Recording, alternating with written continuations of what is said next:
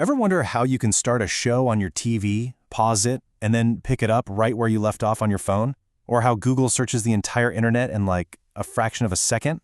Well, the magic behind all that is something called a distributed system. Today, we're going to pull back the curtain and see how thousands of computers are taught to act like one single, incredibly powerful team. Okay, so let's just start with the most obvious question, right? If you need more computing power, why not just build one gigantic, super powerful machine? Well, it turns out there are some pretty hard physical and, frankly, financial limits to how big you can really go.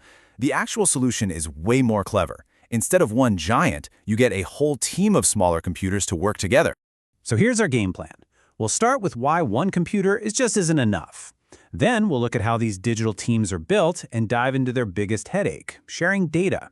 After that, we'll uncover the super high-stakes problem of getting all these machines to agree on a single truth, check out the playbook they use to talk to each other, and finally, we'll connect it all back to the tech you use every single day. Right, so when you hit the absolute limit of what a single machine can do, you need a totally new strategy. This isn't just about making one part faster. It's about building an entirely new kind of system from the ground up. And that leads us straight to this core idea, a distributed memory architecture. So instead of one computer with one giant brain, I want you to picture a whole network of independent computers. We call these computers nodes.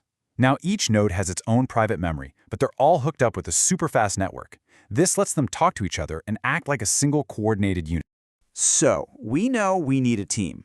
Now let's get a little more specific about how these digital teams are actually put together and, what makes them tick. First off, let's clear up a really important distinction you see here. In a distributed system, all the computers, the nodes, they're connected and they're constantly coordinating with each other. They're always talking. If you were to just snip all those communication links, you'd have a decentralized system, where every node is basically its own little island. What we're talking about today is all about teamwork. So how do you build one? Well, the first way is top-down. Imagine a big university that has one massive server for everything. They could decide to break it down, right? Give each faculty its own server, but keep them all connected to the main system. What you get is a homogeneous system where everybody follows the same rules because they all came from that same original parent system. The other way to do it is bottom-up. Think about the global banking network. Each bank is already its own independent system. To create a network that lets you use an ATM in, say, another country, you have to integrate all these different pre-existing systems. This creates what's called a heterogeneous system, where all the different parts might have been built differently, but they've all agreed on a common set of rules so they can cooperate.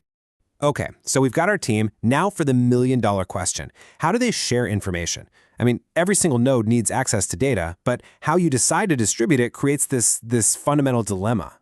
The first strategy is called replication. And honestly, this is the ultimate safety net. You just take the entire database and you make a full, complete copy of it on every single computer in the system. If 99 out of 100 computers suddenly fail, that last one still has everything it needs to keep the lights on. The second strategy is fragmentation. So instead of copying everything, you slice the data up into unique chunks. Think of it kind of like a puzzle. One computer gets all the customer data for Asia, another one gets Europe, and a third gets North America. Each piece is unique, and there are absolutely no duplicates. And this is the fundamental trade-off, which you can see laid out right here. Replication gives you incredible reliability, but oh my gosh, it is a synchronization nightmare. If a customer updates their address, you have to update every single copy across the entire network. Fragmentation is the total opposite. It's super efficient. An update only has to touch one little fragment, but it's risky. If that one computer holding the Asia data fails, well, that data is just gone. This whole data dilemma leads us to what is easily the most dramatic challenge in all of distributed systems, the absolute, non-negotiable need for everyone to agree. Without it, the entire system just falls apart into total chaos. Let's see what that chaos actually looks like. Imagine you sent an update to 3 different computers. The first one, success. The second one, success. But the third one fails because maybe the server crashed. So what now? You've got 2 computers with the new data and 1 with the old data. Your entire database is now inconsistent and basically corrupted. And that, my friends, is a disaster. The solution to this mess is a process called consensus. It's basically a protocol that forces every computer involved to agree on one single outcome. It's like a vote. Either they all commit the change, which makes it permanent, or they all abort it, rolling everything back to exactly how it was before. There is no middle ground. This all-or-nothing approach is what keeps the data consistent and reliable. So, for this whole consensus thing to even happen, the team has to talk. And they don't just chat randomly. They use a really precise set of communication patterns, kind of like well-rehearsed plays from a playbook, just to make sure everyone is always on the same page. The first play is called broadcast. This one's simple. One main computer, we call it the root, acts like it has a megaphone. It sends the exact same piece of data to every single member of the team. Boom! Now everyone has the same information. Next up, we've got scatter. Think of this one like a team leader dealing cards before a game. The main root computer has a whole bunch of data, and it gives a different, unique piece of that data to each member of the team. This is the perfect way to divide a huge task into smaller chunks for everyone to work on. Now, what if you need to get the results back? That's where reduce comes in. Imagine every computer has calculated its own number. They all send their number to the root, which acts like a funnel. It just takes all those individual numbers and combines them into a single result, like calculating the total sum or finding the biggest value.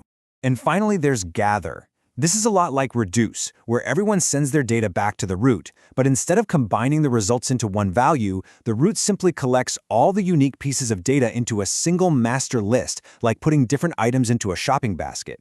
Each piece of data stays distinct. So let's just put it all together real quick. As you can see here, broadcast and scatter are one-to-many patterns. They're for dishing out work from the leader to the team.